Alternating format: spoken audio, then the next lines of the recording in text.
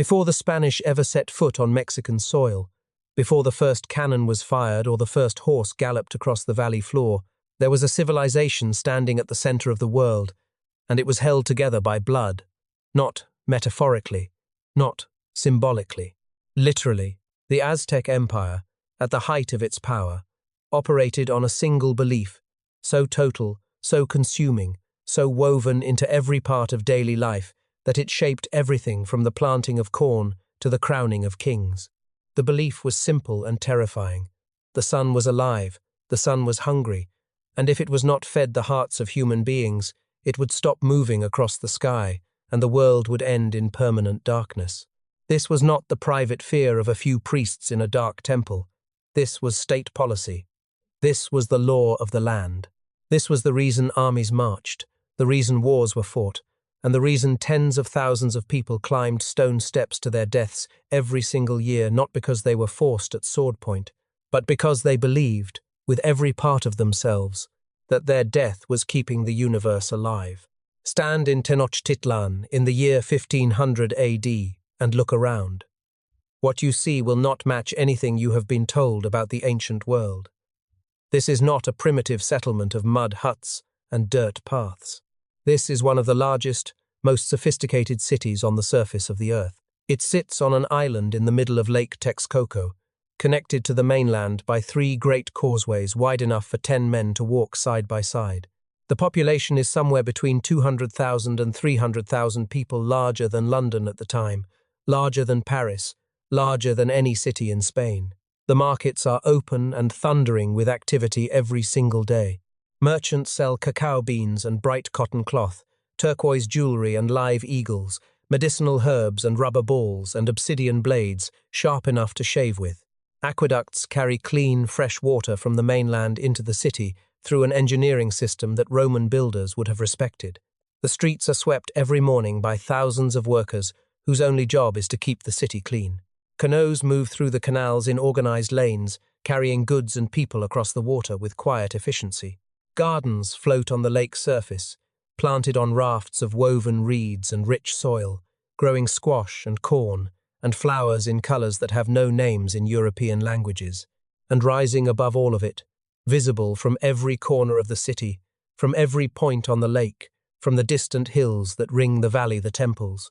The great temple, the Templo Mayor, climbs into the sky in steps of pale stone painted red and white. At its summit, 2 shrines sit side by side, one for the rain god Tlaloc, one for the war god Huitzilopochtli. The temple is not just a religious structure, it is the center of the Aztec universe. It is the point where the earth meets the sky, where the human world touches the divine, where the contract between the people and their gods is renewed every single day in the most direct way imaginable. From the base of that pyramid, on the right morning, you can hear the drums. You can smell the copal incense rising in thick white coils. And if the wind is coming from the right direction, you can smell something else, something copper and dark and permanent that no amount of incense can fully cover. The sacrifices happen at dawn. The timing is not random. The priests have calculated with extraordinary precision exactly when the sun needs to be fed, exactly which days carry the greatest cosmic weight, exactly how many hearts are required to keep the sky in motion. Prisoners of war climb the steps, sometimes walking, sometimes carried, and are placed across a curved stone at the top of the pyramid. A priest drives an obsidian blade into the chest with practiced speed, reaches in and removes the heart while it is still beating. The heart is held up toward the sun. The body is rolled back down the steps. The drum keeps beating. The crowd below, and there is always a crowd, watches in silence or in ceremony, because this moment is not entertainment, it is maintenance. It is the essential act that keeps the universe functioning, or so they believe, with a completeness and a certainty that no argument can touch. This is the world that the Spanish will enter in 1519. This is the civilization they will encounter, not a weak or ignorant people, not a disorganized collection of tribes, but a structured, brilliant, deeply spiritual empire that has spent 200 years building itself into the dominant power of an entire continent. And this is also the world that will collapse, with shocking speed, in less than 2 years. The question that history has never fully answered is not how the Spanish won. The question is what was already broken inside the empire before the first stranger ever appeared on the eastern horizon. Because empires built on fear are always stronger than they look and always weaker than they seem. The story of that breaking begins long before the Spanish arrive. It begins in the mud and the hunger and the long wandering of a people who had nothing and decided that was exactly why they were chosen. To understand why the Aztec Empire became what it became, why it was so violent, so relentless, so utterly consumed by the need to dominate everything around it, you have to go back to the beginning, not to a moment of glory, not to a coronation or a conquest or a divine revelation on a mountaintop. You have to go back to the dirt, to the hunger, to the long, humiliating years when the people who would one day rule millions were not rulers at all. They were refugees. They were the unwanted. They were the tribe that every other tribe looked at with a mixture of pity and disgust, the people who knocked on doors that were always closed, who settled on land that was always taken back, who buried their dead in ground that never truly belonged to them. The Mexica, the people history would later call the Aztecs, did not begin their story as conquerors. They began it as the most overlooked, most dismissed, most humiliated people in the entire Valley of Mexico. And that humiliation was the most dangerous thing that ever happened to the ancient world. Around 1100 AD, the Mexica were wandering. That word, wandering, does not fully carry the weight of what it meant. This was not a peaceful migration through open countryside. This was 2 centuries of rejection. The Valley of Mexico in the 12th and 13th centuries was already populated, already divided, already controlled by established tribes and city-states that had no interest in sharing what they had built. Every time the Mexica tried to settle, they were pushed out. Every time they planted crops, someone else claimed the harvest or the land beneath it. They moved through territory that belonged to other people, always at the edge of someone else's world, always one bad season away from disappearing completely. They ate what they could find, roots, insects, snakes, whatever the land offered to people with no power to demand anything better. Other tribes did not just ignore them, they actively looked down on them. In the political language of the time, the Mexica were considered barbarians, people without culture, without refinement, without the qualities that made a people worth respecting. They were tolerated when they were useful and driven away when they were not. But they carried something with them through all of it, something that no amount of rejection could take away, because it lived not in land or wealth or status, but in belief. Their god, Huitzilopochtli, the hummingbird of the south, the god of war and of the sun, had given them a promise. He had told them, through their priests, that they were not wandering aimlessly. They were searching, and they would know when the search was over because they would see a sign, an eagle, perched on a cactus growing from a rock, holding a serpent in its beak. That place, wherever it was, would be their city. That place would be the center of the universe. That place would be where they stopped running and started ruling. For 200 years, they walked and they watched, and they held on to that promise in the way that only people with nothing else to hold on to can with absolute unshakable certainty. In the year 1325, on a small, swampy, unremarkable island in the middle of Lake Texcoco, they saw the eagle. The accounts of that moment have been told and retold so many times that the details shift depending on who is telling the story, but the core of it stays the same. The Mexica looked at that island, saw their sign, and understood that their wandering was finished. What no account fully captures is how the other tribes must have reacted, because the island they chose was not desirable land. It was marsh. It was mud. It was the kind of place that established, comfortable people had looked at and decided was not worth the effort of building on. In a way, the other tribes of the valley essentially handed the Mexica their future. Without realizing it, they had dismissed the island as worthless. And by doing so, they had given the most dangerous people in the region the one thing they needed most, a home that no one else wanted badly enough to fight for. What the Mexica did next is one of the most remarkable acts of collective will in the ancient world. They drove wooden stakes into the lake bed. They piled mud and stone and vegetation into platforms. They wove reeds into floating gardens, chinampas that could grow crops directly on the surface of the water, creating farmland where there had been nothing but lake. They built causeways and canals and temples out of material that other people had thrown away or ignored. And slowly, painfully, over generations, the worthless island became a city. The lake that had seemed like a prison became a fortress. No army could march directly to their gates. Any enemy who wanted to reach Tenochtitlan had to cross open water, and the Mexica who had learned to live on the lake knew it far better than any attacker ever could. The city grew, and as it grew, something else grew inside the people who built it, something that 200 years of hunger and rejection had planted deep, something that prosperity could dress up in gold and feathers, but could never fully tame. The Mexica had been told they were nothing for so long that when they finally became something, they needed the whole world to know it. They needed it confirmed every day, in tribute paid, and wars won, and hearts lifted to the sky. The nobodies who had eaten snakes in the wilderness were going to become the people who fed the sun itself.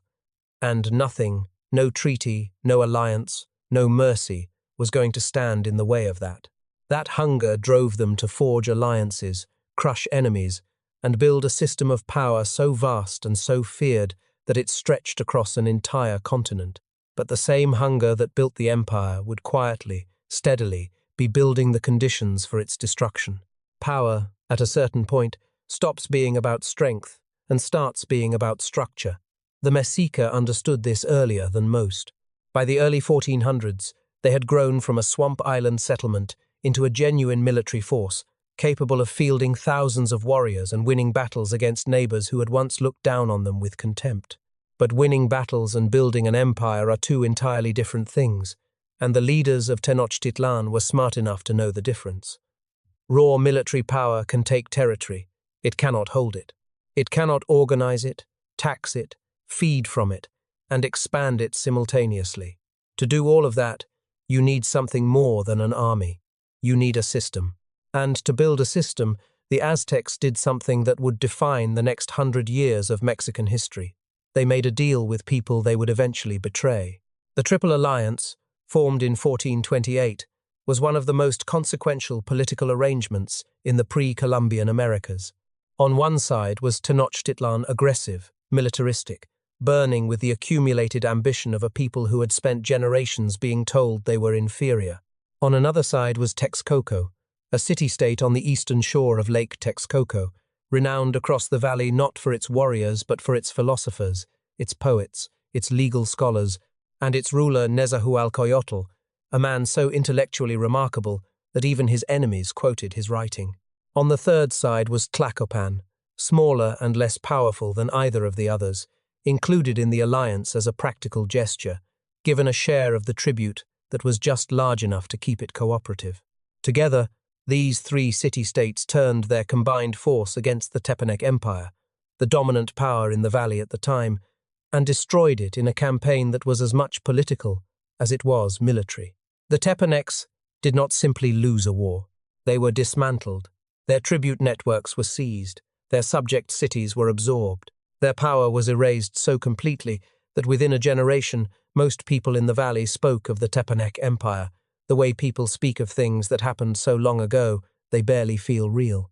What replaced it was something the Valley of Mexico had never seen before. The Aztec Empire, which is really the empire of the Triple Alliance. Though Tenochtitlan made sure history remembered it, their way did not function like the empires of Europe or Asia that conquered territory and installed governors and built administrative structures across the land. It functioned more like an enormous, continent-wide collection operation. When the Aztec army defeated a city, the defeat was followed not by occupation, but by negotiation of a very specific and very non-negotiable kind. The local ruler was allowed to keep his title. His people were allowed to keep their customs, their local gods, their daily routines. Nothing visible about the city had to change. The only thing that changed was that every year, without exception, without excuse, a portion of everything that city produced, its gold, its cotton, its rubber, its cacao, its jade, its labor, and in many cases a number of its people was loaded onto the backs of porters and carried to Tenochtitlan. Failure to pay was not treated as a political problem to be negotiated. It was treated as a declaration of war, and the Aztec response to declarations of war was swift, overwhelming, and deliberately designed to serve as an example to every other city watching from a distance. The tribute that flowed into Tenochtitlan from over 400 subject city-states was almost impossible to fully comprehend in its scale. The records that survived the tribute lists, the codices that Spanish priests did not manage to burn, show deliveries of hundreds of thousands of cloaks, tens of thousands of warrior costumes decorated with feathers, enormous quantities of cacao beans that served as currency across the region, live animals, precious stones, and food in quantities that could feed a city. Tenochtitlan became, in effect, the drain at the center of a vast economic sink into which the wealth of an entire civilization continuously poured. The markets of the city overflowed. The storehouses of the emperor held more material wealth than most European monarchs of the same period could have imagined. The city that had been built on a worthless swamp island was now the richest place in the Western Hemisphere, and it had achieved that status not primarily through production, but through extraction by taking, systematically and ruthlessly, from everyone weaker than itself. But there was a structural flaw at the very heart of this brilliance, and it was so obvious in hindsight that it becomes almost painful to watch. The entire system depended on one thing and one thing only: the absolute certainty, in the minds of every subject city, that resistance was impossible. Fear was not a side effect of the Aztec Empire. Fear was the foundation. It was the load-bearing wall. Every city that sent its tribute to Tenochtitlan did so not because it loved the Aztecs, not because it had been persuaded that the arrangement was fair or beneficial, but because the memory of what happened to cities that refused was kept fresh and vivid and close. The Aztecs understood the political value of visible punishment. They understood that an empire held together by terror requires regular demonstrations of what terror looks like. And so they provided those demonstrations, again and again, with a consistency that kept the subject cities compliant, but never, not even for a single generation, converted that compliance into loyalty. This was the knife's edge on which the entire empire balanced. 400 cities, 5 to 6 million people, all of them paying, none of them willing. Every single one of them a potential ally for anyone who arrived with the power to make resistance seem survivable. The Aztecs had built the most impressive structure in the hemisphere, and they had built it entirely out of hatred pointed inward, waiting for the day it could be pointed somewhere else. That day was coming, and it would arrive wearing armor the valley had never seen, carrying weapons the priests had never predicted, speaking a language no god had ever whispered in a dream. Every empire in history has found a way to justify its violence. The Romans called it civilization. The Mongols called it the will of heaven. The Aztecs called it survival, not their own survival, but the survival of the sun itself, of the sky, of the turning world and everything living on it. And because the stakes were framed in those terms, because the priests had constructed a cosmology in which human sacrifice was not cruelty but maintenance, the Aztec leadership found itself facing a practical problem that most empires never have to consider. It was not enough to be powerful. It was not enough to be wealthy. The gods required a continuous, uninterrupted supply of human hearts, and the demand never went down. It only went up: more festivals, more dedications, more cosmic emergencies that the calendar identified with cold precision. The empire needed bodies the way a fire needs wood. And so it built, with the same systematic intelligence it brought to tribute collection and canal engineering, a machine specifically designed to produce them. The Xochitl, the Flower War, was that machine. The name itself carries a kind of terrible poetry. Flowers in the Aztec world were associated with beauty, with the divine, with the brief and precious nature of life. To call a war a flower war was to frame it not as destruction, but as offering a beautiful, necessary, sacred act performed for the benefit of everyone, including the men who would die at the top of the pyramid when it was finished. The mechanics of it were unlike anything else in the military history of the ancient world. Rather than campaigns aimed at conquest or the destruction of enemy forces, the Flower Wars were scheduled encounters agreed upon in advance by both sides, fought at designated locations, governed by understood rules about what counted as victory and what counted as waste.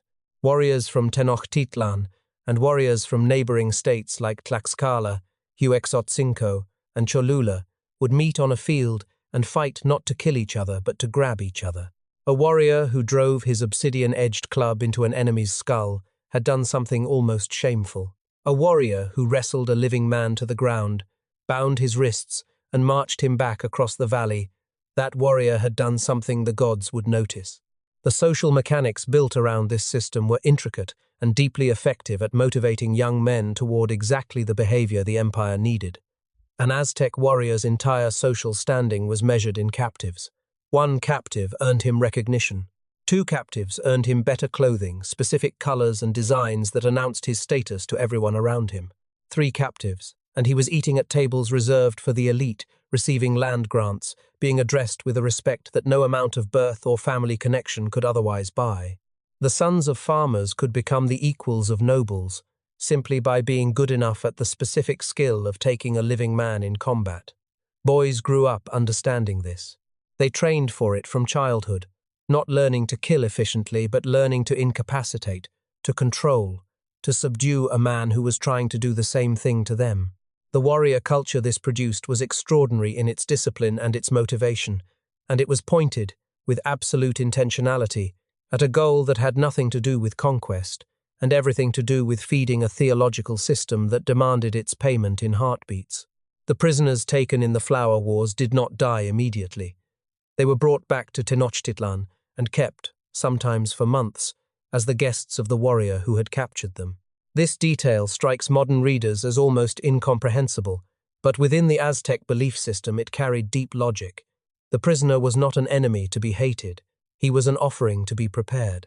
Some accounts suggest that the warrior and his captive shared meals together in the days before the sacrifice, that there was a relationship between them strange, ritualized, emotionally complex, in which the captor acknowledged that the man he had taken was brave, and the captive understood that his death was going to mean something. When the day came, when the drums started, and the captive climbed the pyramid steps, the warrior who had taken him sometimes wept, not from guilt, from pride, and from grief at the loss of something sacred. The entire system was built on the idea that the most valuable thing one human being could give another was his own heart, willingly or not, in service of the sun. But underneath the theology, underneath the ceremony, and the flowers and the cosmic justification, something was happening that the priests and the emperors of Tenochtitlan either did not see clearly or chose not to examine too honestly. Tlaxcala, the city-state that participated in the Flower Wars more consistently than almost any other, was never conquered, never absorbed, never broken.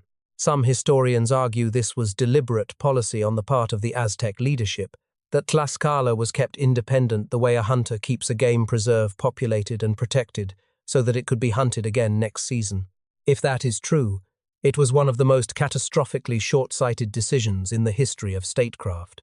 Because what the Aztecs were actually doing, year after year, battle after battle, was training the army that would help destroy them.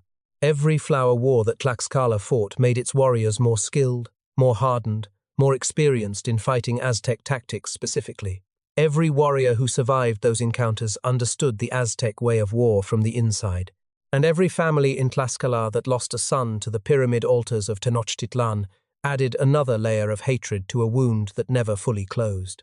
When strangers appeared on the eastern coast in 1519, pale, metal-clad, arriving on floating towers that no prophecy had adequately described, the leaders of Tlaxcala did not spend long debating what to do. They had spent generations waiting for a reason to fight back. The Flower Wars, designed by the Aztecs to feed their gods, had spent those same generations providing that reason, sharpening it, and keeping it alive. And the man who would hand Tlaxcala that reason, who would walk into their city and offer them the one thing the Aztecs never had not yet arrived. But he was already on his way. There are moments in history when everything depends on one person making one decision at the right time. The entire weight of a civilization, the lives of millions of people, the survival of a world, all of it balanced on the judgment of a single human being in a single room. Moctezuma II had spent his entire reign building a life in which he was never wrong, never questioned, never forced to make a decision that his priests and advisors had not already prepared him for. He had constructed around himself the most elaborate architecture of divine authority the Americas had ever seen, and it had worked perfectly right up until the moment it was the most dangerous thing about him.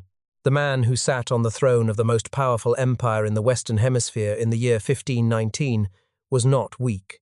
He was not stupid. He was not a coward, in any ordinary sense of the word. He was something more complicated and more tragic than any of those things. He was a man whose entire framework for understanding the world had just collided with something the framework had no category for, and the collision did not break him immediately. It froze him. And in the particular moment of history he was living through, freezing was fatal. Moctezuma had taken the throne in 1502, and in the 17 years between his coronation and the arrival of the Spanish, he had remade the office of Aztec emperor into something that had no real precedent in the valley. Previous rulers had been powerful men, warriors, and politicians who led armies and negotiated alliances and made themselves feared. Moctezuma was all of those things, but he layered over them a degree of ritualized divinity that put him in a category apart from ordinary humanity. He was carried everywhere on a litter of wood and gold, so that his feet, literally, would not make contact with the common ground that ordinary people walked on. When he moved through the palace, servants went ahead of him, sweeping the floor and laying down cloth so that nothing unclean would be near him. The people around him, including his highest lords and most trusted generals, were required to keep their eyes cast downward in his presence, because to meet his gaze directly was an act of presumption so severe it bordered on sacrilege. His meals were prepared behind screens and served in hundreds of dishes simultaneously, so that no one outside his most intimate circle would ever see him perform the ordinary human act of eating. He had hundreds of wives, thousands of servants, a personal zoo stocked with jaguars and eagles and albino animals kept for their rarity, and gardens designed not for agriculture but purely for beauty, the first botanical gardens in the Americas, created because he wanted them. All of this was not vanity in the simple sense. It was governance. By making himself unreachable, by wrapping the office of emperor in so many layers of ceremony and restriction that the man inside became almost invisible, Moctezuma had created a political tool of enormous power. People fear what they cannot see clearly. They assign to hidden things a magnitude that visible things rarely achieve. The lords of subject cities who came to Tenochtitlan and were kept waiting for hours before being allowed into a room where a screened figure sat in near darkness, those lords went home more afraid than if they had sat across a plain table from a straightforward man. The mystery was the message, and the message had kept 400 cities paying tribute for 17 years without a single successful revolt. Until the year that Moctezuma had been dreading since he first studied the calendar as a young man learning what it meant to rule. The Aztec calendar was not simply a way of tracking days. It was a map of destiny. Time moved in cycles of 52 years, and each year within the cycle carried its own character, its own divine associations, its own predictions about what kind of events were likely to occur. The year called One Reed, what Europeans would record as 1519, was associated with Quetzalcoatl, the feathered serpent god, the pale and bearded deity who in Aztec tradition had once walked among men, had left the continent in shame or sorrow travelling eastward across the sea, and had promised, or been prophesied, to return in a one-reed year to reclaim what was his. Moctezuma had known this year was coming for his entire reign. He had watched the horizon with the particular dread of a man who believes in the calendar the way other men believe in the ground beneath their feet completely, without the option of doubt. When the reports came from the eastern coast in early 1519, strangers on enormous floating structures, wearing metal that reflected the sun, accompanied by animals, no one in the valley had ever seen. Moctezuma's response was not to send an army. It was to send priests, gift-bearers, and spies. He sent objects associated with Quetzalcoatl, his specific ceremonial clothing, his masks, his ritual items as if he were dressing a returning god for his homecoming. He sent gold, enormous quantities of it, which had the effect of confirming to the strangers that more gold existed further inland. He sent messengers asking, through whatever communication was possible, that the strangers accept these gifts and return to wherever they had come from. He was not negotiating. He was appeasing. And appeasement, directed at Hernán Cortés, was like offering kindling to a fire and asking it politely to stay small. The deeper tragedy of Moctezuma is not that he believed in the prophecy, The tragedy is what that belief did to his ability to act. He was a man of decisive, sometimes brutal action. He had conducted military campaigns, crushed rebellions, executed rivals without hesitation. But all of those actions had taken place within a world he understood, a world where the rules were known and the categories were clear. The Spanish did not fit any category he had. They were not a tributary city in revolt. They were not a rival empire with predictable ambitions. They were something his entire intellectual and spiritual framework pointed toward with a trembling finger and the word divine. And you do not send an army against the divine. You wait, you watch. You hope the omens change. Moctezuma waited and watched while 500 men marched steadily toward the heart of his empire, collecting allies from every humiliated city they passed through. Growing stronger with every day, his paralysis continued. By the time he understood, if he ever fully understood, that the men approaching his city were not gods but men with hungers and cruelties and ambitions entirely recognizable to any political mind, the distance between understanding and action had become too great to cross in time. The man who would close that distance, who would walk into the most powerful city in the hemisphere with a smile and a lie and a plan that should never have worked, that man was already climbing the mountains toward Tenochtitlan, reading every signal Moctezuma sent him as confirmation that the door was open. Hernán Cortés was not a great man in the way that word is usually meant. He was not noble, he was not honest, he was not driven by any principle that would survive serious examination. What he was, and this needs to be understood clearly, to make sense of everything that followed, was extraordinarily good at reading a room. Any room. A room full of Spanish soldiers on the edge of mutiny. A room full of indigenous lords who had spent decades grinding their teeth under Aztec tribute demands. A room full of priests and politicians and warriors who each wanted something different and could each be useful if approached correctly.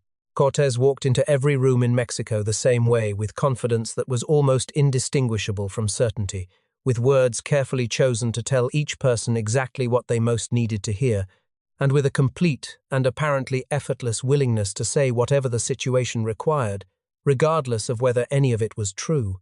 He was a liar of genius. And in the specific circumstances of Mexico in 1519, with an empire full of people desperate for someone to believe in, that particular genius was worth more than any army Spain could have sent. He was not supposed to be there at all. Diego Velázquez, the governor of Cuba who had authorized the expedition in the first place, withdrew that authorization before Cortés' ships even left the harbor, alarmed, correctly, by signs that this particular man was not going to be easily controlled from a distance. Cortés received the recall order, considered it for what appears to have been a very short time, and sailed anyway. This was not impulsiveness. It was calculation. He understood that if he returned to Cuba in obedience, the expedition was over and his moment was gone. If he sailed and succeeded, no one in Spain would punish success. If he sailed and failed, the question of whether he had followed orders would be the least of his problems. So he sailed. And when he reached the Mexican coast and felt the first tremors of doubt moving through his men who were looking at the size of the continent ahead of them and quietly reconsidering their choices, he made the decision that has defined his reputation for 5 centuries. He burned the ships. Every vessel that could carry his men back to Cuba was destroyed, run aground, or stripped and sunk. There was no going back. There was only forward.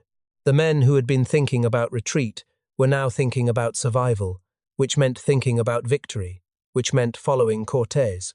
It was an act of brutal psychological mastery dressed up as bold commitment, and it worked exactly as he intended. What Cortés found when he began moving inland was something he had not fully anticipated but recognized immediately for what it was, an empire that was hated by almost everyone living inside it. The first peoples he encountered along the coast, the Totonac, did not greet the Spanish with hostility. They greeted them with something closer to desperate curiosity, the look of people who have been waiting a long time for any change in their circumstances. When Cortés began to understand, through fragmented communication, that these people paid tribute to Tenochtitlan under conditions they deeply resented, he did not express sympathy and move on. He filed the information away with the careful attention of a man who has just found the first crack in a wall he needs to bring down. He told the Totonac lords that the tribute was finished, that under his protection they would pay nothing more to the Aztecs. He had no authority to make this promise, and no certainty he could keep it. He made it anyway, because it cost him nothing in the moment and bought him allies he could not afford to purchase any other way. But none of what Cortés accomplished in Mexico, not the alliances, not the political maneuvering, not the careful exploitation of every fracture in the Aztec system, would have been possible without a woman that history has remembered imperfectly and treated with a carelessness that borders on injustice. Malintzin, called Malinche by the Spanish, later Doña Marina in their records, was a Nahua noblewoman who had been sold into slavery as a child, passed between owners, and eventually given to Cortés as part of a group of enslaved women presented as gifts by a coastal community. She spoke Nahuatl, the language of the Aztecs, and had also learned Mayan during her years in the Yucatan region. This combination, at this specific moment in history, made her the most valuable person on the entire continent. Through a chain of translation, Malintzin from Nahuatl to Mayan, a Spanish priest named Aguilar from Mayan to Spanish Cortés could suddenly talk to anyone. He could negotiate, he could threaten, he could promise, he could lie with full fluency across an entire civilization's worth of languages. But Malintzin was not simply a translation device. She was a political intelligence unlike anything the Spanish had brought with them. She read the lords they met, the way Cortés read rooms quickly, accurately, with an understanding of motivation and fear and pride that came from growing up inside the culture she was now helping to dismantle. She told Cortés which allied cities were genuinely committed and which were waiting to see which side would win.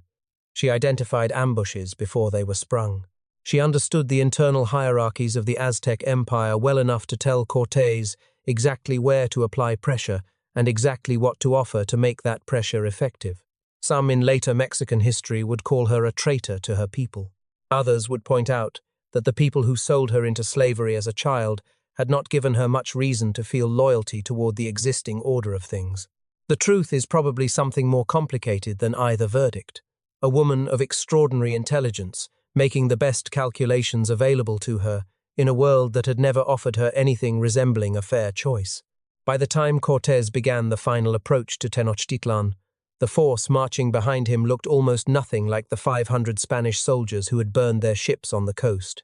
Thousands of Tlaxcalan warriors marched alongside them, Totonac fighters, warriors from a dozen other cities that had decided, each for their own reasons, that the moment had come to stop paying tribute in gold and start paying it in vengeance. The Spanish were not conquering the Aztec Empire. They were providing the spark for a rebellion that had been building, city by city, sacrifice by sacrifice, for 100 years. Cortés understood this perfectly. He positioned himself at the front of it, kept his name on it, and made sure that when the story was written down, it would be written in Spanish. And the city, waiting for all of them at the end of that march, the city that had fed the sun with 20,000 hearts a year and believed itself eternal, was about to receive visitors. It had no framework to understand, and no plan to stop. There is a moment, recorded in the memoirs of one of Cortés' own soldiers, a plain man named Bernal Diaz del Castillo, who was not given to dramatic exaggeration, where he describes the first sight of Tenochtitlan and simply runs out of words. He writes that the soldiers stood on the causeway and stared, and that some of them said aloud that what they were seeing could not be real, that it must be a dream, that nothing in their experience of the world had prepared them for the possibility that something like this existed. These were men who had seen the cities of Spain and Cuba and the Caribbean coast. They were not naive. They were not easily impressed. And they were standing with their mouths open, unable to move, because stretched out before them across the surface of a mountain lake was a city that should not have been possible, and was there anyway, gleaming white and red in the morning light, larger than anything they had ever seen, more organized and more beautiful and more completely itself than any place their imaginations had ever constructed. The indigenous soldiers who marched alongside them, the Tlaxcalans who had fought the Aztecs in the flower wars for generations and hated them with the particular intensity of people who live next door to their oppressor even. They fell quiet when the city came into view, because whatever they had been told about Tenochtitlan, whatever they had imagined from a distance, the reality of it was something else entirely. The 3 causeways that connected the island city to the mainland were wide enough to march 8 men abreast and stretched for miles across the shimmering surface of the lake. The canals that threaded through the city carried tens of thousands of canoes in organized patterns that suggested a traffic system more sophisticated than anything operating in Europe at the same moment.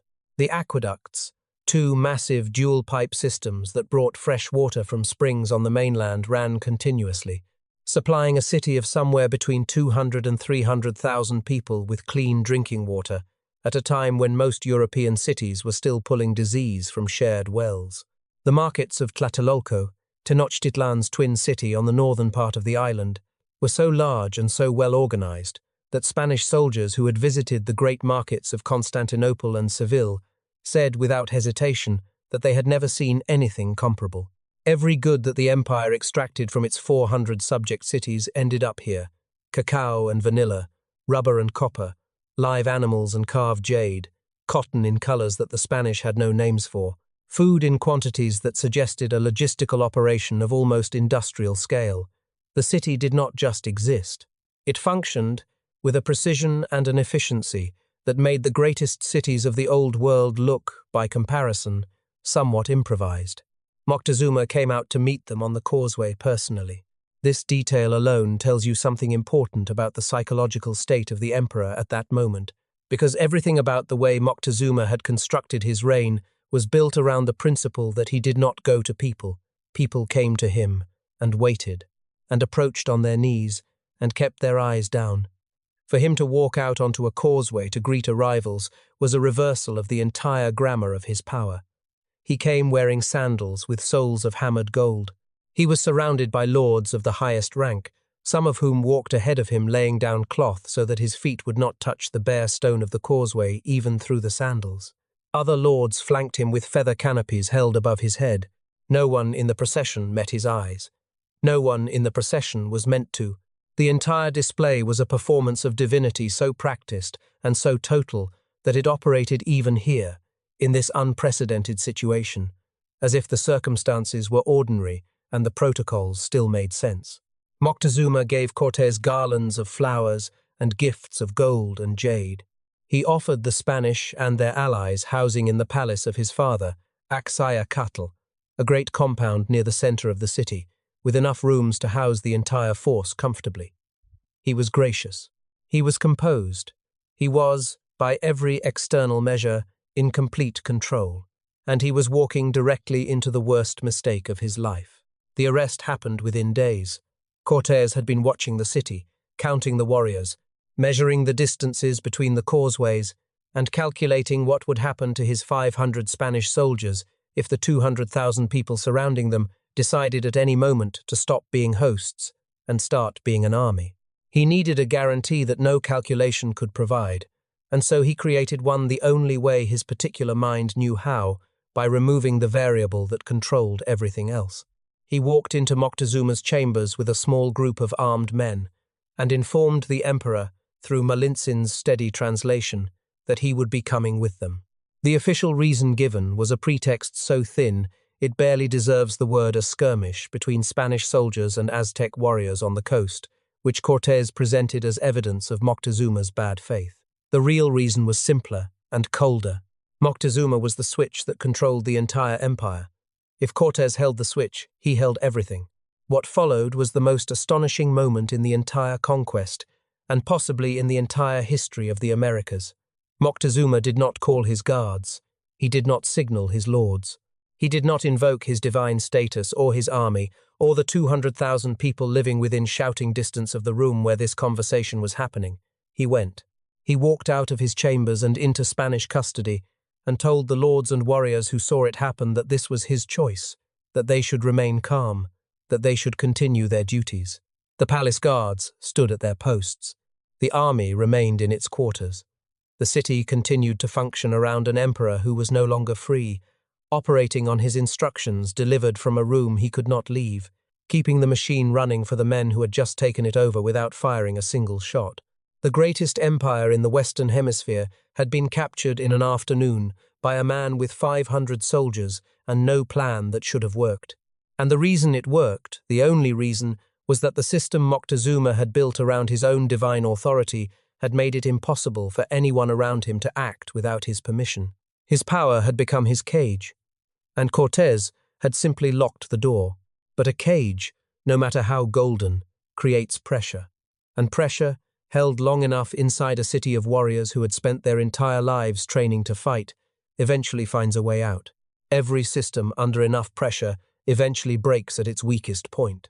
For the arrangement Cortés had constructed inside Tenochtitlan fragile, audacious, dependent on the continued cooperation of a captive emperor and the continued patience of a city full of warriors, the weakest point was not Moctezuma's willingness to cooperate, or the growing restlessness of the Aztec lords, or even the numerical impossibility of 500 Spanish soldiers controlling a city of 200,000 people indefinitely. The weakest point was the men Cortés had left behind when he marched back to the coast to deal with a rival Spanish force that the governor of Cuba had sent to arrest him.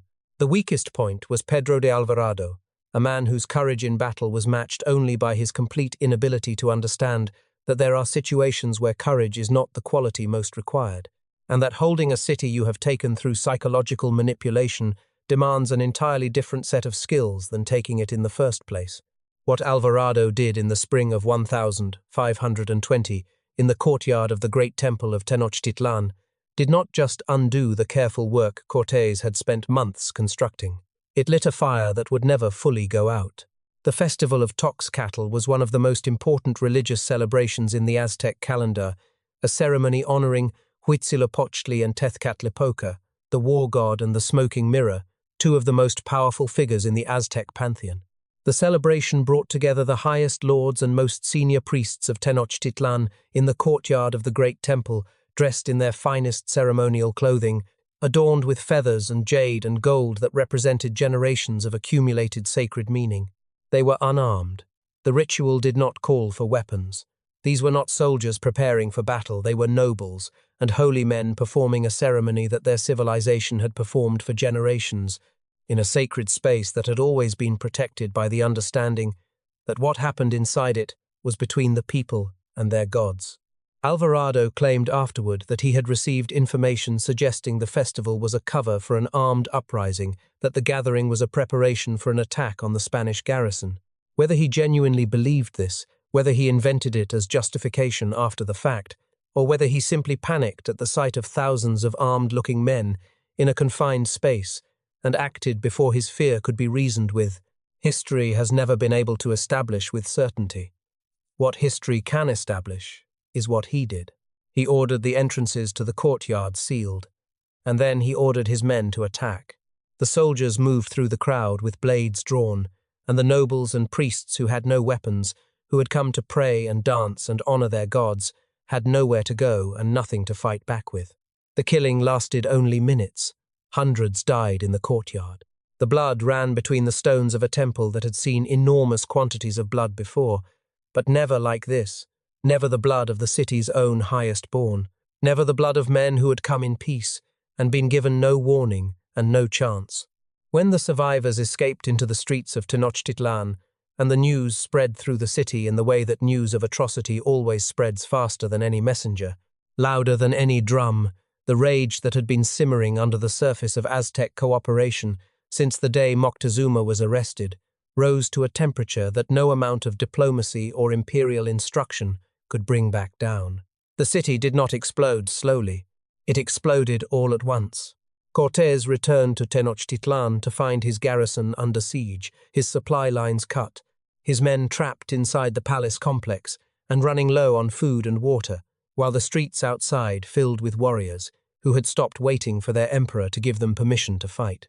He had dealt successfully with the force sent from Cuba, had talked most of its soldiers into joining him, a piece of manipulation so smooth it bordered on miraculous.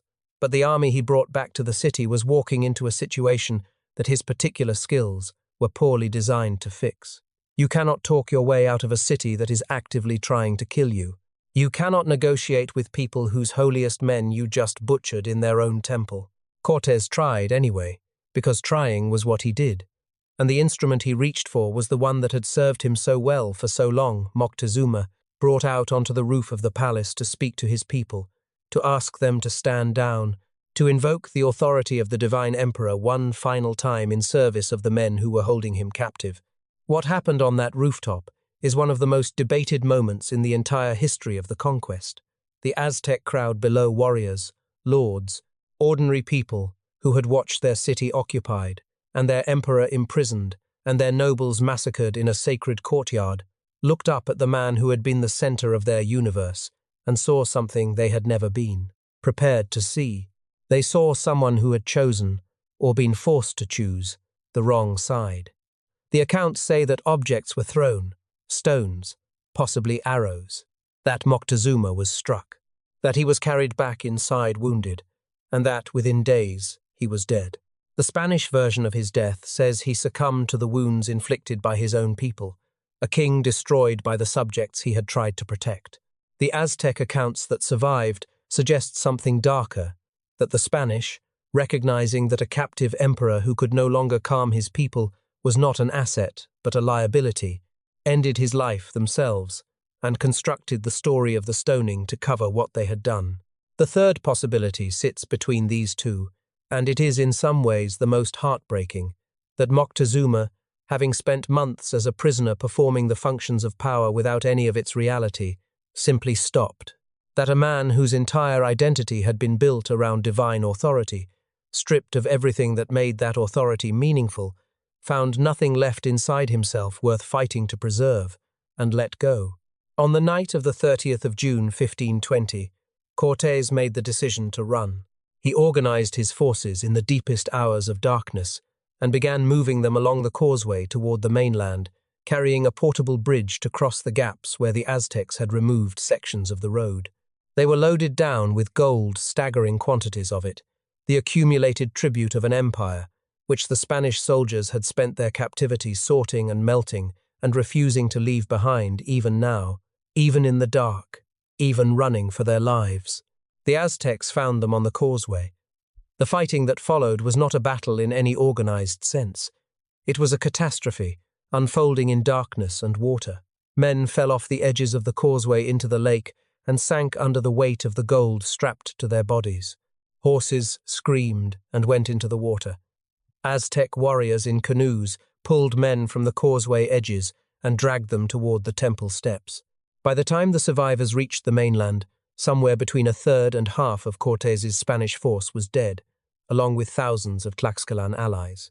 The gold was largely at the bottom of the lake, and Cortés, according to accounts written by men who were there, sat beneath a large tree on the mainland shore and wept. It looked like the end. The city had fought back. The empire had shown that it could not be taken by 500 men with guns and horses and lies. The Aztecs had won the night, and the night had a name, La Noche Triste, the night of sorrows, and the name, like everything else about the conquest, depended entirely on whose sorrow you were counting. But sorrow is not the same as victory. And while Cortés wept under his tree and counted his dead, something was already moving through Tenochtitlan that no Aztec warrior could fight, no priest could pray away, and no sacrifice could stop something that had arrived with the first Spanish ship and had been spreading in silence ever since. War has always had a visible face. Armies, weapons, battles with names that get written into history and taught to children as the moments when everything changed. But the thing that actually broke the Aztec Empire, the force that did more damage than every Spanish soldier combined, more damage than the cannons and the horses and the steel blades and the crossbows, had no face at all. It could not be seen approaching. It could not be heard until it was already inside the city, inside the homes, inside the bodies of the people who had no way of knowing it was there. It had traveled from Europe to the Caribbean to Mexico, carried in the blood and breath of people who had learned, over generations of suffering, to survive it, which meant their bodies had built defenses against it that the people of the Americas had never needed, because the disease had never been here before. Smallpox did not care about empires. It did not distinguish between warriors and children, between priests and farmers, between the powerful and the powerless.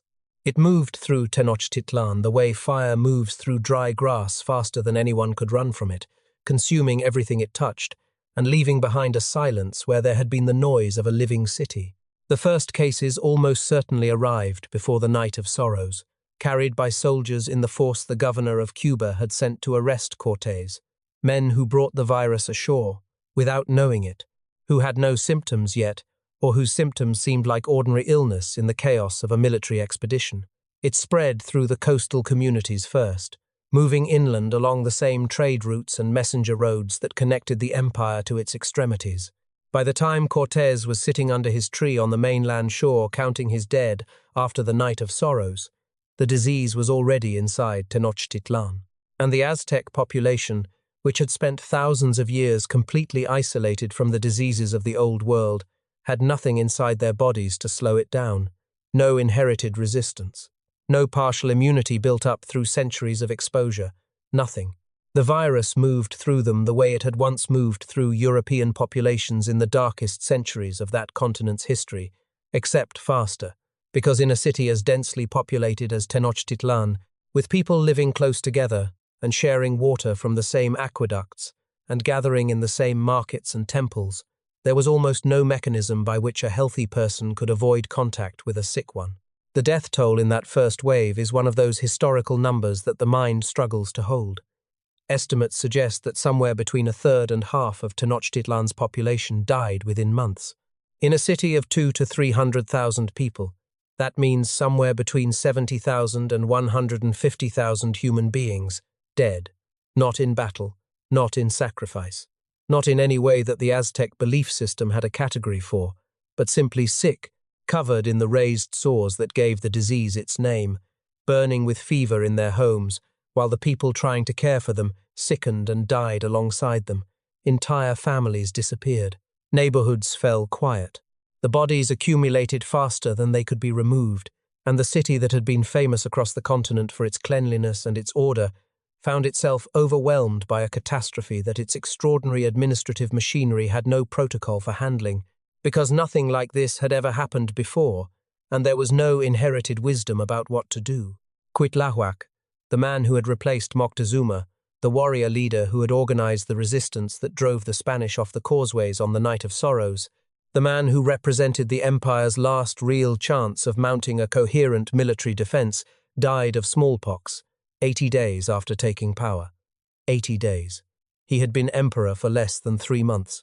He had done everything right, chosen resistance over accommodation, rallied his warriors, expelled the invaders, begun the work of rebuilding the city's defenses. And then his body, like the bodies of so many thousands around him, simply could not survive contact with a pathogen it had never encountered. His death was not just a personal tragedy. It was a strategic catastrophe. The leadership of the empire passed to a young man named Cuauhtémoc, who was brave and clear-eyed and deeply committed to resistance, but who inherited a city that was already half broken before his reign even began, a city of the sick and the grieving, trying to organize a military defense while burying its dead by the thousands. The psychological damage ran parallel to the physical devastation, and in some ways cut even deeper. The Aztec worldview was built on a foundation of cosmic contract, the understanding that the people fed the gods, and the gods in return maintained the order of the universe. Disease on this scale, arriving from nowhere with no warning and no cure, shattered that contract in ways that no priest could adequately explain. The sacrifices were increased desperately, as if the gods were demanding more than usual, and that was why the suffering had come. But the increased sacrifices changed nothing. People who had been taken to the altars on perfectly healthy mornings were dying of fever by the evening of the same day. The priests who performed the rituals were dying. The warriors who were supposed to protect the city were dying in their barracks. The merchants who kept the markets running were dying in their stalls. The gods were not responding. And when people who have organized their entire understanding of reality around the reliability of the gods begin to receive evidence that the gods are not listening, the foundation does not crack gradually, it collapses. When Cortés returned in 1521, he came back transformed in ways that matched the transformation of the city waiting for him.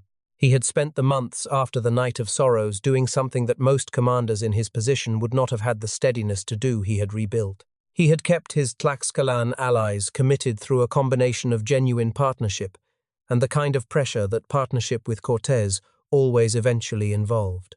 He had sent to the Caribbean for timber and rope and metal fittings, and had organized their transport over mountain passes at altitudes that should have made the whole project impossible. And from those materials, on the shore of Lake Texcoco, his men had assembled a fleet of 13 small warships, brigantines that could carry soldiers across the water and dominate the lake in a way that no Aztec canoe fleet could match. He had essentially carried a navy over a mountain range and built it on the other side. It was one of the most extraordinary logistical achievements of the entire age of conquest, and it receives almost no attention in the standard histories, which prefer the drama of battles to the quieter drama of a man solving an impossible engineering problem in the middle of an enemy continent. The city that his fleet and his army now surrounded was not the city that had driven him off the causeway in the dark. The population was devastated. The leadership was young and inheriting chaos. The tributary cities that had once kept the empire supplied were gone, peeled away one by the accumulated weight of fear and resentment, and the very rational calculation that the side with the ships and the guns and the calm, thousands of indigenous allies was the side that was going to win. The Aztec Empire in the spring of 1521 was still fighting. Its warriors were still extraordinarily disciplined, courageous, inventive in their resistance. But it was fighting disease and defection and internal collapse and 75 days of siege simultaneously, and the weight of all of it together was something that no amount of courage could carry indefinitely. The warriors of Tenochtitlan would hold for every one of those 75 days. They would fight for every street, every canal, every stone of the city their ancestors had built from mud and prophecy and 2 centuries of hunger. But the city they were fighting for was already disappearing around them, and the man leading the last defense knew it. There is a particular kind of destruction that is worse than sudden catastrophe. Sudden catastrophe is over quickly. It leaves wreckage, but it leaves it all at once, and the people who survive can begin from the first morning after to understand what has happened and what must be done next. The destruction of Tenochtitlan was not that kind. It was the other kind, slow, methodical, deliberate, designed not just to defeat the city, but to dismantle it piece by piece in a way that gave the people inside it 75 days to understand exactly what was coming, and no ability whatsoever to stop it. Every morning the blockade was still there. Every morning the food supplies were a little lower, and the fresh water a little harder to find, and the section of the city still under Aztec control, a little smaller than it had been the day before. The siege of Tenochtitlan, in the summer of 1521, was not a battle in any clean military sense. It was a slow erasure, conducted with patience and without mercy, against a people who fought back with a courage that their conquerors would later record with something that reads, even through the self-serving language of the victors, like genuine awe. Cortés had learned from the Night of Sorrows. He had learned that the city could not be taken from the inside, while the causeways and the lake remained outside his control, that an army trapped on an island surrounded by water and by warriors who knew every canal and every current was an army that could be bled to nothing, regardless of its weapons. So he did not attempt to take the city from the inside this time. He surrounded it first. The 13 brigantines he had carried over the mountains in pieces and assembled on the lakeshore gave him command of the water in a way that the Aztec canoe fleet, larger in number but entirely outmatched in firepower and calm, structural strength could not effectively challenge. The canoes came out anyway. The Aztec warriors paddled directly into cannon fire and crossbow bolts and came back and paddled out again, because the alternative was to do nothing while the city starved. And doing nothing was not in the nature of people who had spent their entire lives training for exactly this kind of moment. But courage directed against a force that outranges you on open water produces only one result, and the lake around Tenochtitlan filled gradually with the wreckage of canoes and the bodies of men who had died doing the only thing available to them. On the causeways, and inside the city itself, the fighting was as close and brutal as anything the Spanish had experienced anywhere in the conquest. The Aztec warriors had adapted to the realities of fighting men with guns and steel. They moved at night when the advantages of Spanish weapons were reduced. They used the rooftops and the canals as tactical ground. They pulled back through narrow streets that forced the Spanish into engagements where numbers and discipline mattered more than firepower. Every building became a fortification. Every canal became a defensive line.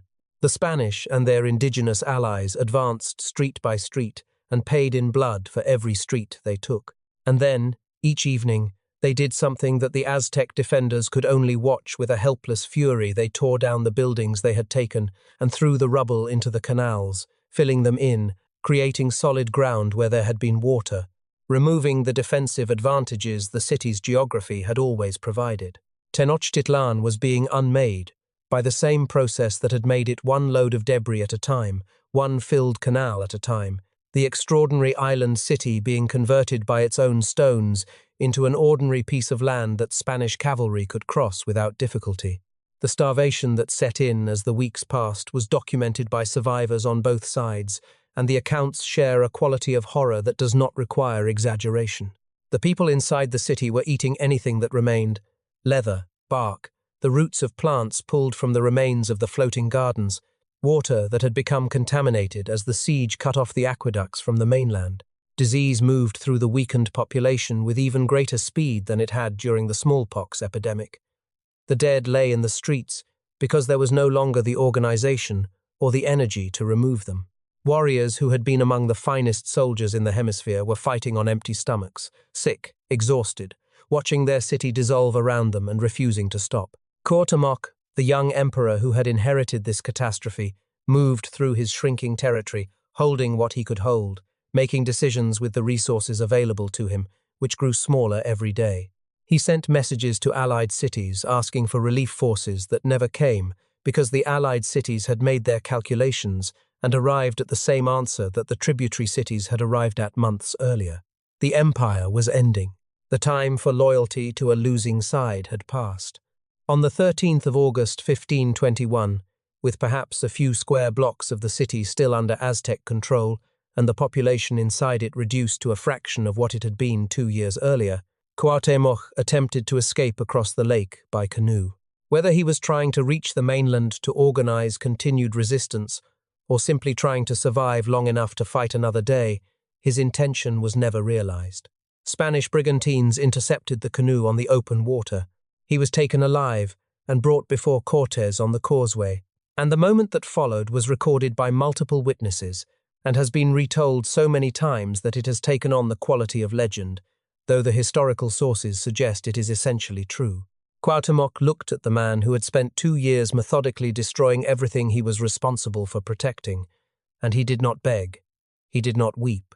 He pointed to the dagger on Cortés's belt and told him, through Malincin's translation, to use it, that he had done everything a man could do to defend his city and his gods, and had failed, and that death at this moment was the only appropriate end to such a failure.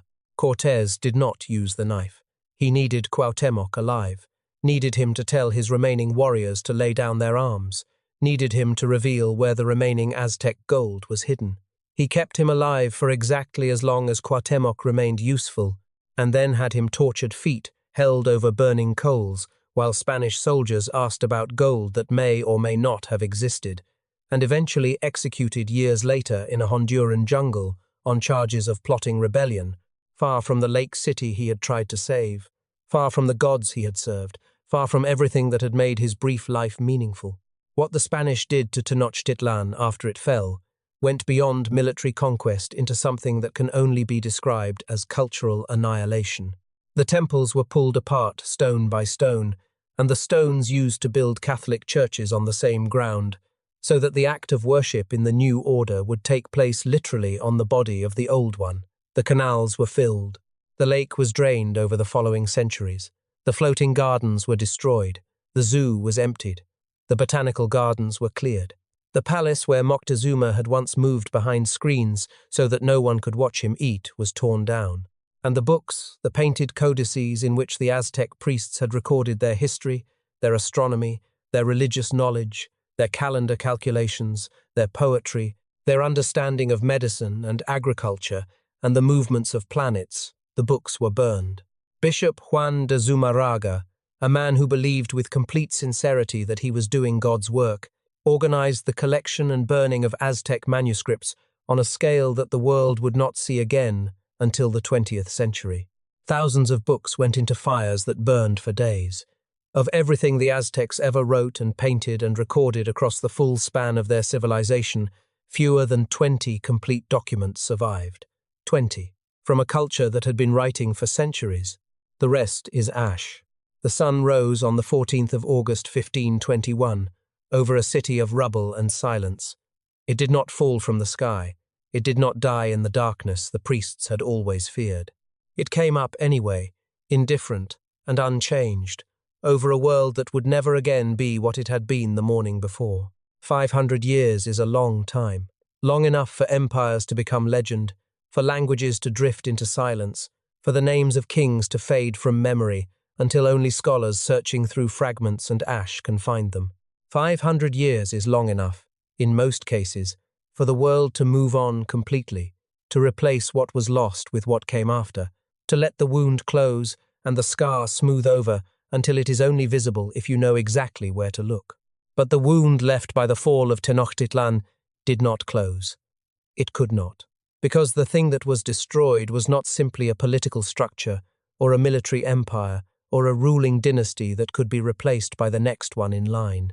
What was destroyed in the summer of 1521 was a world, a complete, functioning, internally coherent human world with its own understanding of time and divinity and agriculture and beauty, and the proper relationship between people and the sky above them.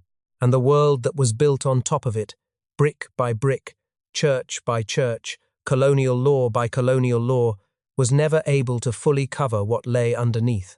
Mexico City stands today on the same ground where Tenochtitlan stood. The cathedral at its center, one of the largest in the Americas, was built with stones pulled directly from Aztec temples, so that the very material of the old sacred world was incorporated into the structure of the new one, holding up the ceiling under which people prayed to a different god. Beneath the streets, workers laying cable and pipe still break through into chambers that no living person has entered in 5 centuries. Archaeologists pull walls and altars and ceramic figures and obsidian blades from the ground of a modern city that sits, unknowingly or perhaps too knowingly, on top of a civilization it has never fully processed. The Aztec world was buried, but it was not destroyed, and the distinction matters enormously. It survived in the most ordinary and intimate ways in the language that over 1.5 million people in Mexico still speak today. The same Nahuatl that Moctezuma's lords used in the halls of the palace, and that Malintzin translated into Spanish for a man who used it to take everything apart.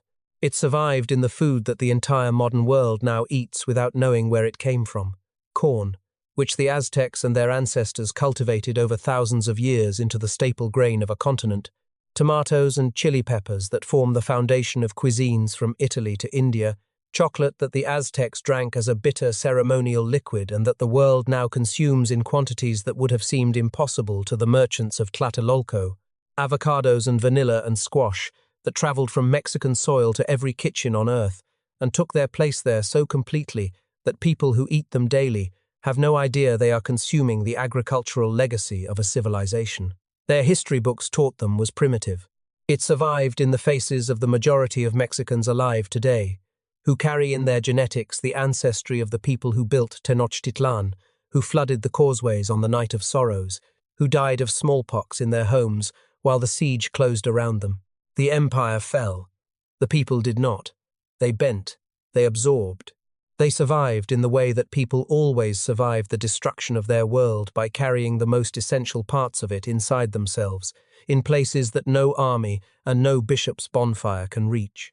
But to say the people survived is not the same as saying the loss was acceptable. The numbers, when you look at them directly and refuse to look away, are among the most devastating in the entire history of the human species. Before the Spanish arrived, the Americas were home to somewhere between 50 and 100 million people, a range that reflects the difficulty of measuring populations that left no European-style census records, but whose scale is not seriously disputed by anyone who has studied the evidence. Within a century of first contact, that population had been reduced by an estimated 90%. 90. Not through warfare alone. Warfare, as horrifying as it was, could not have produced numbers on this scale. The reduction came from disease above all, From the successive waves of smallpox and measles and typhus and other pathogens that moved through populations with no immunity, killing generation after generation before those generations could recover. It came from the forced labor systems that the Spanish installed after conquest, the encomienda, which assigned indigenous people to Spanish landowners as a labor force in conditions that were, for many of its victims, indistinguishable from slavery. It came from the destruction of the agricultural and social systems that had fed millions, from the collapse of the networks of knowledge and practice that had kept people alive in this particular landscape for thousands of years. Scholars call what happened the Great Dying, and the name is accurate in a way that most names for historical events are not. It was the largest population collapse in recorded human history. The scale of it was so enormous, so sudden in geological terms, that some climate scientists now believe the reforestation of abandoned farmland across the Americas in the decades after contact actually removed enough carbon from the atmosphere to measurably cool the global climate in the band. Mid-1000 or 500s. The death of tens of millions of people changed the weather of the world. The wound was that deep. The story of the Aztec Empire's fall is often framed as a story about Spanish military genius or indigenous weakness, or the inevitable triumph of European technology over a civilization that was not ready for it. All of these framings miss the real story, which is simpler and more damning than any of them. The Aztecs lost because they had spent a century making enemies and calling it governance. They had taken hundreds of peoples, stripped them of dignity and resources through tribute and sacrifice, and the constant reminder that resistance meant annihilation. And they had offered those peoples nothing in return. No shared identity, no genuine protection, no sense that the arrangement served anyone's interests, but Tenochtitlan's. When the moment came, those peoples did not fight for the empire. They fought against it, alongside strangers who had arrived 2 years earlier with 500 soldiers and a gift for telling people exactly what they needed to hear. The Spanish did not defeat the Aztec Empire. The Aztec Empire's own subjects defeated it, using the Spanish as the weapon that finally made victory seem possible. And yet the Spanish who inherited the continent were not the liberators they positioned themselves as in their own accounts. The encomienda system they installed was not meaningfully different in its human cost from the tribute system it replaced. Indigenous people who had carried gold to Tenochtitlan now carried silver out of mines under conditions that killed them in enormous numbers. The priests who came with the soldiers who genuinely believed, most of them, that they were bringing salvation to people who had been living in darkness, did immeasurable damage that their sincerity does not excuse. Bishop Zumarraga burning the codices was not an act of malice in his own mind. He believed he was destroying the tools of the devil. What he actually destroyed was irreplaceable. The accumulated astronomical observations of a civilization that had tracked the movements of Venus across the sky with a precision that matched or exceeded anything European scholars were achieving at the same period the medical knowledge of a people who had developed treatments for wounds and fevers and infections using the extraordinary pharmacological resources of the Mexican landscape, the historical records of a civilization that reached back centuries before the Mexica wandered into the Valley of Mexico, and that might, had it survived, have told us things about the ancient Americas that we will now never know. Of all the books the Aztecs ever made, fewer than 20 complete examples survived. The rest is silence. What lives in that silence is not nothing. It is everything we will never be able to ask about, because we do not know enough to form the questions. We do not know the names of the astronomers who built the calendar. We do not know what the Aztec understanding of medicine would have contributed to human knowledge if it had been allowed to develop alongside European science instead of being burned and buried beneath it. We do not know the poetry that Aztec scholars composed in a language that treats metaphor as a structural element rather than an ornament, that builds meaning through the layering of images in ways that the 20 surviving documents give us only the faintest sense of. We do not know the songs. We do not know the bedtime stories. We do not know what Cuauhtémoc thought about in the years between the fall of his city and his execution in a Honduran jungle, far from the lake and the pyramids and the gods he had failed to protect. Some of that silence is the ordinary silence of time passing. Most of it is the silence of a bonfire that burned for days in the courtyard of a bishop who thought he was doing good. The Aztec Empire was capable of great horror, The altars were real. The obsidian blades were real. The terror of the people who climbed those steps was real, and it deserves to be named clearly and not explained away by the argument that every culture has its own logic. 20,000 deaths a year or more in service of a belief that the sun required feeding is a fact of the Aztec world that sits alongside all its other facts, and it does not disappear when you also acknowledge that the same civilization produced poetry of extraordinary power, engineering of genuine genius, agricultural systems that fed millions of people sustainably in a landscape that has since been largely degraded, and a philosophical tradition that asked serious questions about the nature of reality and the purpose of human life. History almost never gives us simple monsters. It gives us human beings who are capable of both, of building something beautiful and destroying something precious, sometimes within the same generation, sometimes within the same person, sometimes on the same morning before the sun has finished rising. The sun did not stop. That is the final fact, and it is the one that carries the most weight across 5 centuries. The Aztecs spent generations and tens of thousands of lives and the entire organizing energy of their civilization on the project of keeping it moving, of feeding it the one thing they believed it could not do without. And on the morning of the 14th of August, 1521, when the last emperor had been captured, and the last canal had been filled, and the last priest had nowhere left to perform the last ceremony, the sun came up anyway. It came up the morning the codices burned. It came up over the construction site of Mexico City, rising above scaffolding built from the stones of temples. It never needed what they gave it. It never noticed the absence of what they stopped giving. The belief was wrong. The cost of the belief was everything.